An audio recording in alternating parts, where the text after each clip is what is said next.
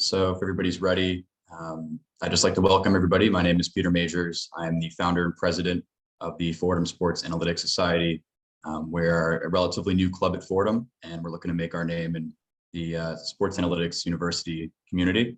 And so we're excited to share with you all what we've got today. I'll be presenting with Chris Orlando and Max Janniello.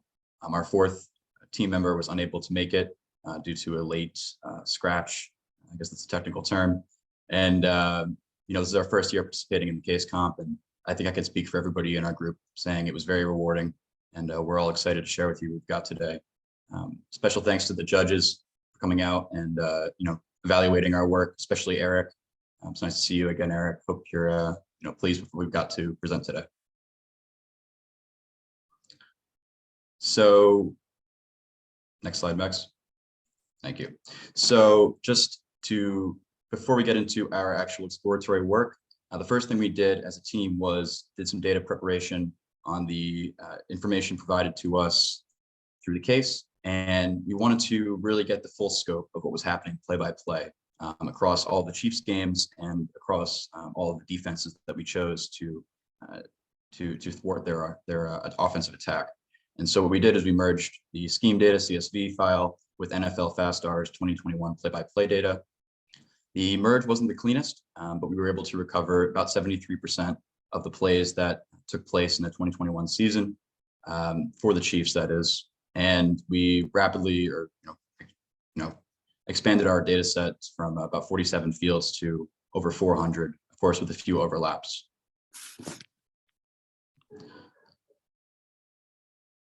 So what we did from here is we looked at the Chiefs' tendencies, as most teams would. And the first thing we looked at were how they did in terms of running and passing on certain downs and certain distances to first yard or first down. You can see, generally speaking, they're obviously going to be a pass-heavy team, given the personnel that they have. Although when it's necessary on 1st and 3, they're going to run more often, just slightly. And on 4th down, when there's just inches to gain, they're about a 50-50 split on that as well. But now I'll turn it over to Max to talk about some of their formations. Yeah, so for formations, we did the same thing. So we looked at I form, single back, shotgun. Shotgun also includes pistol, just because that's what I wanted to include it as. Quarterback still drop back right off the center. So when they're in I form in any distance, 1 to 3 yards, 4 to 7, 8+, high percent of run. Single back, same thing, leaning towards run percentage, running over passing. Then for shotgun, pass heavy, like everyone would expect. I think something to note is 4 to 7 yards when they're in shotgun, 86% passing. That's high. And then play action percent at any time in I form, 86%, single back, 85%, pretty high stuff. Just in all, shotgun and pass heavy. Of all their plays, 68% of their plays were passes, 32% runs, and then 80% of their formations were shotgun, split between I form and single back to make that last 20%. So now to go more into depth into their tendencies.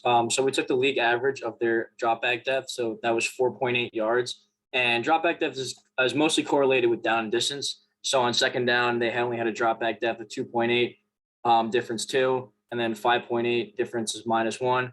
And it's a lot different on 3rd down, where their drop back depth from 1 to 3 yards was 3.8 in comparison to 7+ yards, where it was 9.2. So it's kind of a heads up to the cornerbacks, meaning if he's going to throw it quicker, I guess, with the drop back depth, that they can play more aggressive on certain downs. So now we're going to go into defensive game plans.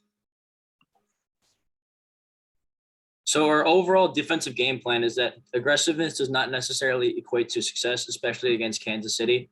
The blitz does not necessarily also equate to pressure, as you can tell from this graph.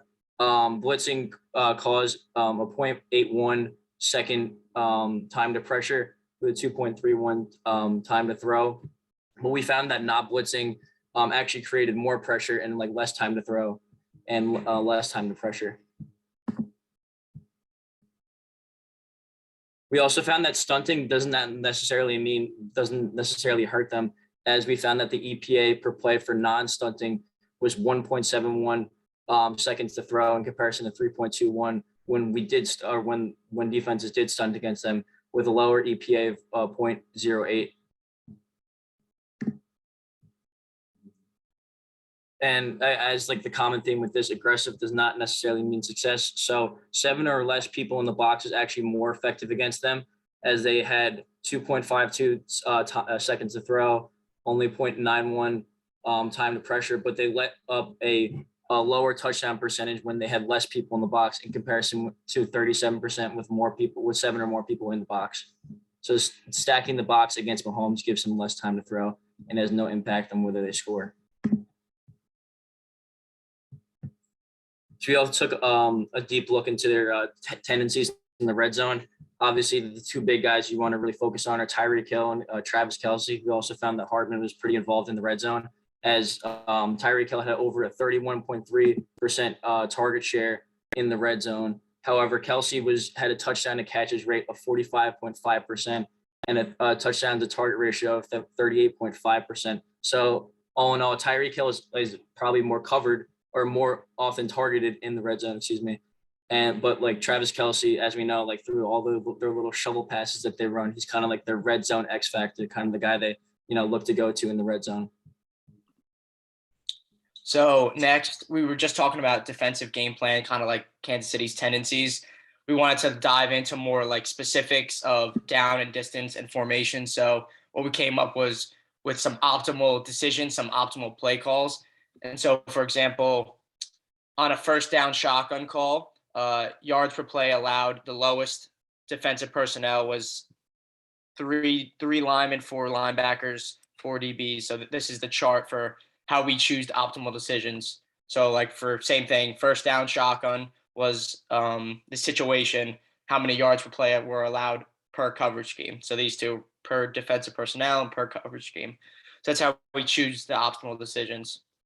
So this is first down shotgun, first down single back, first down I form, the optimal play call. So the optimal play call for these situations would be, for example, 1st and 10 shotgun, cover 2 man, this personnel, 3-4-0-4, 6 players in the box, and 4 edge rushers.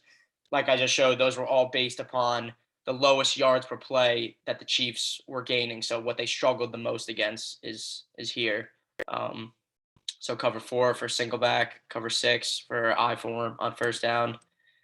But for second down, we didn't have enough sample size of data to do that for single back and I form. So we just did shotgun and down and shotgun and distance. So the same exact way, what the Chiefs struggled most against, what their yards per play, what the lowest was. So 0 to 3 yards, cover 2, 4 to 6, cover 4, 7+ yards, cover 3 seam, 3S. And then this personnel box and edge rushers. Same thing for third down, just shotgun, the distance, and these are the optimal play calls for these scenarios.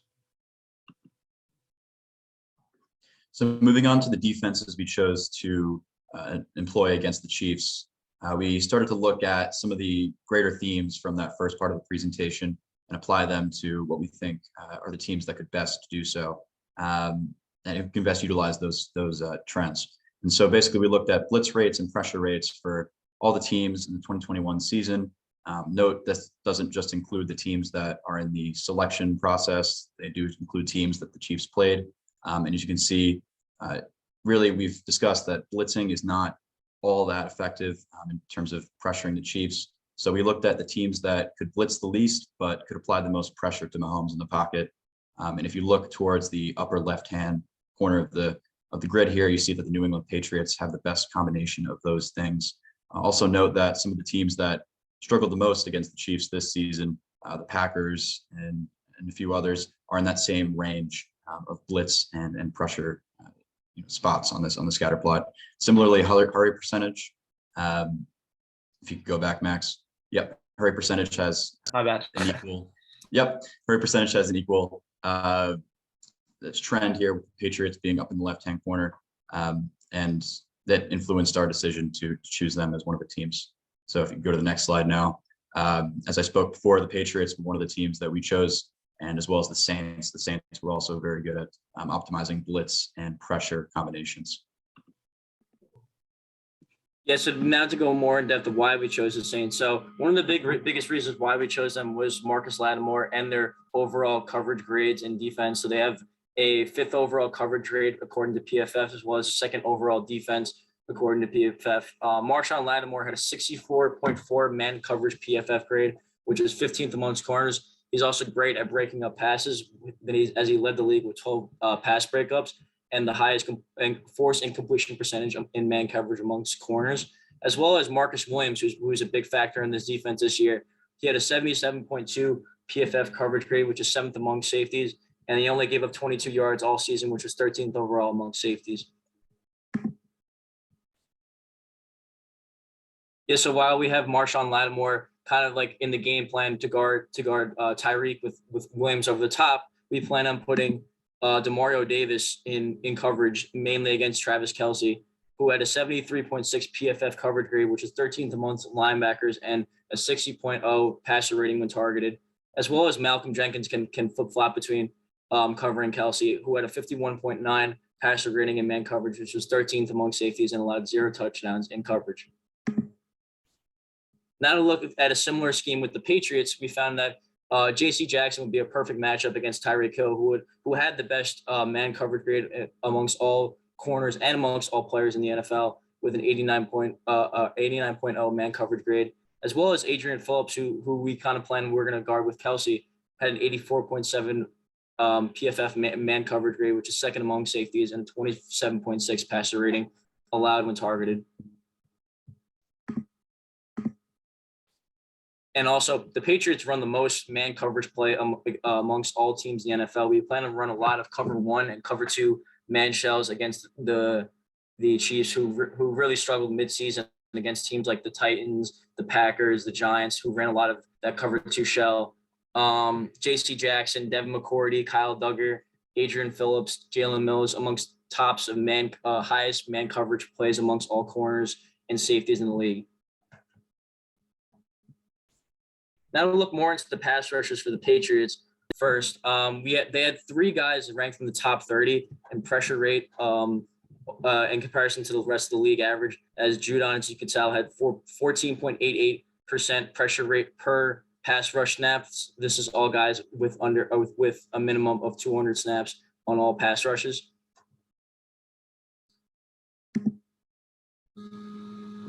Now to look at the Saints.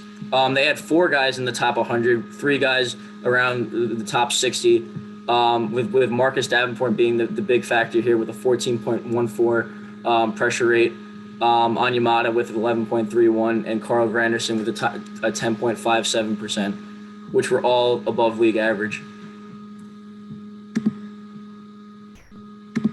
So what we've talked about so far, in some situations, it's difficult to predict exactly what a team will do in a given situation, given limited sample sizes in terms of the number of blitz that they've been employed against, or the number of plays they've had. For instance, with 2nd down, we were only able to examine their shotgun coverage or their shotgun tendencies.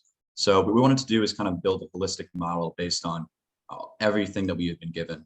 Essentially, we built a logistic regression model to predict the likelihood of run and passing plays, play action, and motion.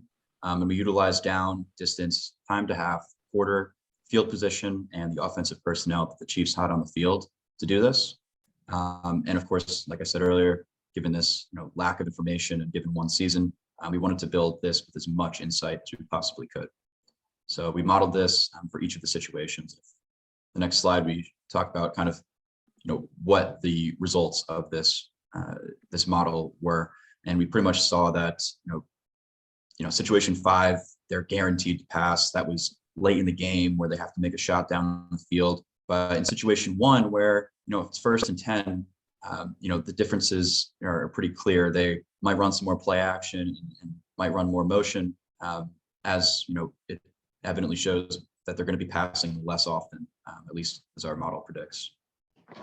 Right. As Pete said, this was the main focus for the 5 scenarios, so we can get a good grasp of what we think the entire play would be. Run, pass, play action, motion. So like we said, this is situation 1. First and 10, start of the game, basically 11 personnel. So let me go to the next slide.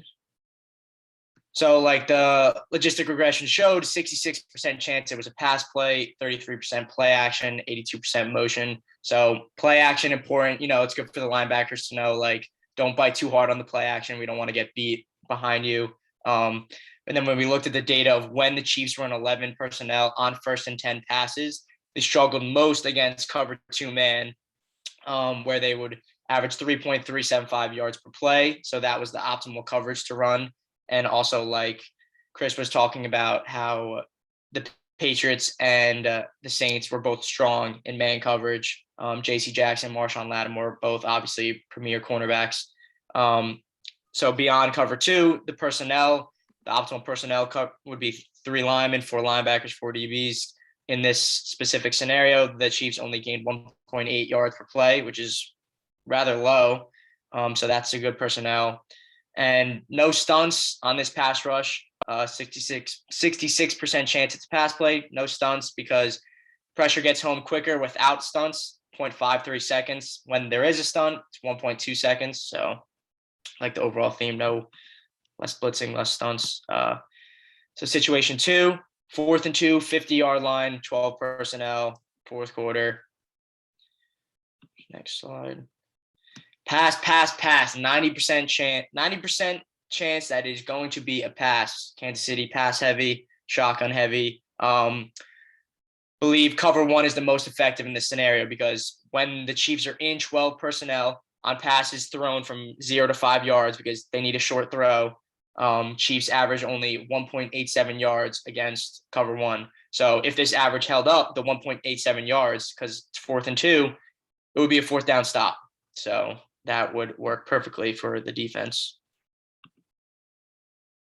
Situation 3, 2nd and 9, own 40, 11 personnel, 2-minute drill, very important. All of the data that we looked at was under 2 minutes because that is key. Next slide. So out of the data from 2-minute drill, while the Chiefs run 11 personnel and 2nd and long, we found cover 6 is most effective, allowing 5.6 yards per play. That was the lowest compared to every other coverage. That kind of just goes to show, since the data was from under 2-minute drill, that the Chiefs are just a juggernaut, that the lowest yards per play allowed was 5.6 yards on a 2nd and long. And the best personnel was 3 linemen, 2 linebackers, 6 DBs, which makes sense, 6 DBs in coverage for 2-minute drill. Chiefs are trying to push the ball down the field. In this personnel, they only allowed 1.8 yards per play. Like I said, that makes sense, having 6 DBs, 85% chance it was a pass. And also something that was interesting that we found was against cover 6 in the 2-minute drill, Mahomes' average target depth was 2.5 yards. So that's good. That's a good key for linebackers and DBs to know, like, hey, it might be a catch and run scenario. This could be a catch and run, get out of bounds, quickly gain yards, something to keep in mind. And also for our 2 teams, Saints and Patriots, when they cover 6, their EPA per play was minus 0.17 and a minus 0.15. So they matched up pretty good with cover 6 when they played it. Yeah, so now on to situation 4. So now we're at a 3rd and 2 at the opponent's 25-yard line and 13 personnel. So obviously they're in field goal range, so they might not want to take a shot, but they're going to be aggressive and try to get into field goal range. So what we looked into this situation was that 74% of the time they're going to throw a pass, 16% of an RPO. So again, like the situation before, we really think they're going to pass or feel really strongly about it. And that's why we chose to go into cover 1 and really try to bracket Tyreek Hill because of his 31.25% red zone target share. More people in the box means in this situation less success. As with 7 players in the box, there was a 9.2 yards per play in comparison to 8 players, 4.5 yards per play. On a normal play, Mahomes has an average of 1.05 seconds until pressure. Meanwhile, within 3 yards, this decreases to an average of 0.75. So again, we really want to try to get some pressure on Mahomes in order to speed him up a little bit. Now, in comparison to situation 5, it's the 4th quarter, 0.54 seconds left.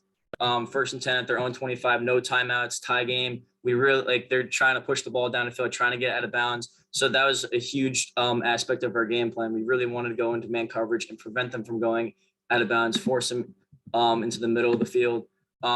So in 2-minute drills, Kansas City struggles most against, obviously, as I mentioned before, man defenses. Under 2 minutes, they have a negative 0.07 EPA yards per play versus cover 2 man. And as I mentioned before, we want to force them to the open in the middle of the field. However, they're probably going to be more successful as their average yards per play is 0.4 yards less versus when middle of the field looks covered. This is relevant because obviously Kansas City is trying to get out of bounds. So, we're really trying to force them into play, trying to milk the clock a little bit and prevent them from getting a field goal or into scoring position. And that about wraps things up. So thank you to the judges. We hope we satisfied the requirements and gave some more insights on how to defend the Chiefs. Any questions? Free to ask. First off, really good job here. I really like the approach of sort of modeling the key indicators, pass, motion, play action, that kind of stuff in those situations. I thought that was a really good way of sort of looking at it probabilistically. I liked the aggressiveness does not always lead to success against Kansas City. It was a little bit inconsistent with the end, which was we need to get pressure on Mahomes. I think that there's a little bit of like kind of, pressure hurts every quarterback, but like the trying too hard to get pressure can really hurt you against the Chiefs. And then the last part, and again, this is just really nitpicky, but I think one of the mistakes that I think every single team has made so far is when you think about it being like third, 5 yards to go for a first down, that doesn't mean those are the only parts of the field you have to cover, right? I think like the risk that you have on like a 3rd or 4th and 5 is only covering underneath and getting beat for a touchdown. So I do think that there's a little bit in terms of, you do have to sort of spread your risk out a little bit, but otherwise I thought this was great. Good job, guys.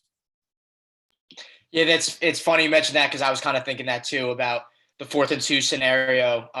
Because I put the data into 0 to 5 yards. It's kind of like an assumption. Because like you saw in the Super Bowl, the last play of the game, 4th and 1, 4th and 2. If Joe Burrow, he was looking for that short throw, but if he looks for that long throw, that's a touchdown to Jamar Chase, who had dropped Jalen Ramsey. So yeah, it's funny you mentioned that.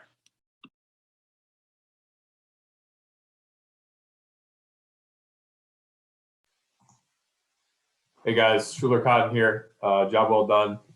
My question pertains to the, going back to the optimal play call slides. You did it based on like formation, down distance, different things.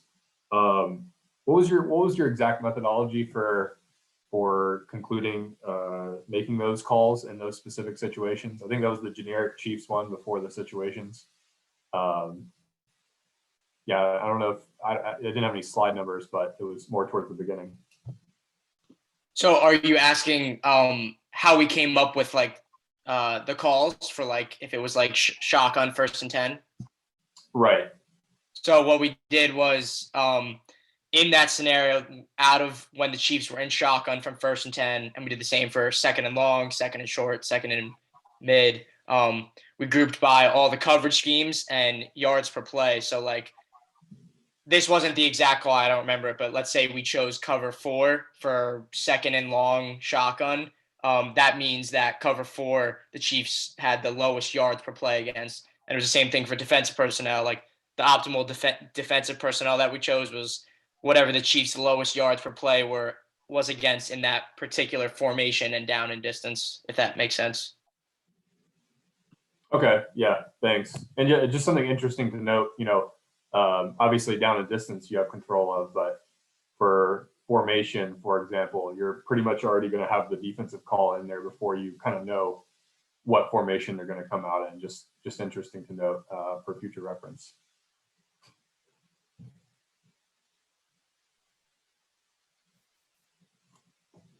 When you guys were talking about your situations and you did your throw percentage and run percentage, was that just based on the historical or was that based on your model that you guys had built? That was all incorporated from the model. Yep, we just wanted to include everything that we could from the the situation that were given to us. I believe the model had about a 0.63 accuracy. So 63% of the time it concluded that it was correct, just based on the test train split that we performed. I think it was higher. I think it was higher than that. Was it higher? But, yeah, Okay. definitely. But Okay. we used to based on the Kansas City data that we had from what they had run, we used down, distance, offensive personnel, seconds left in the half, quarter. All those variables were incorporated in the logistic regression to predict the play action percent, motion percent, and if it was run or pass. Yeah.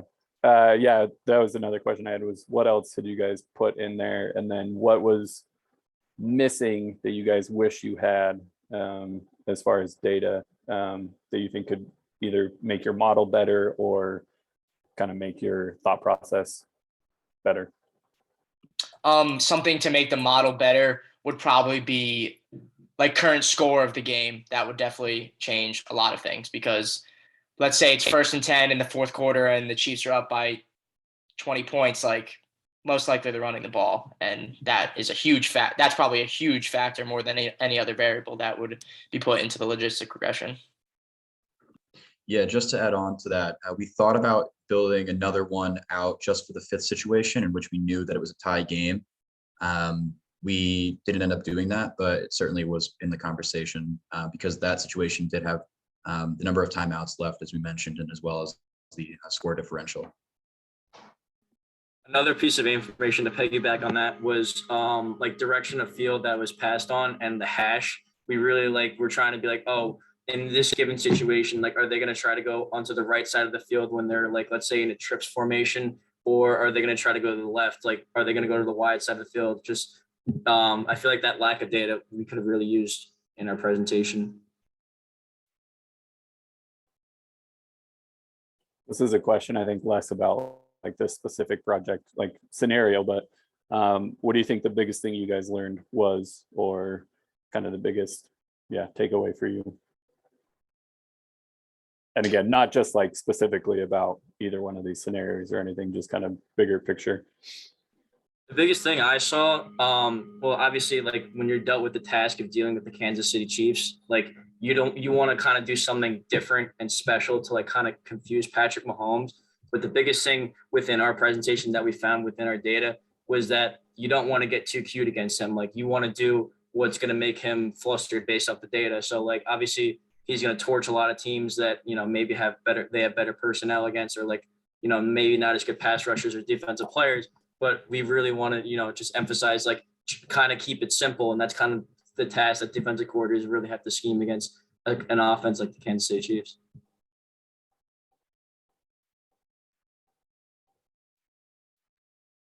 I thought it was also cool to work with this data set to merge it with NFL Fast R data set, because I usually play around with that in my spare time. Just like, I'm a Jets fan, so I look into I try to find stats that make me feel good about myself, and just to merge those two and to see how they connected, like getting yards per play and EPA per play to add it to the stats that PFF gave us. I thought that was cool and interesting to look at.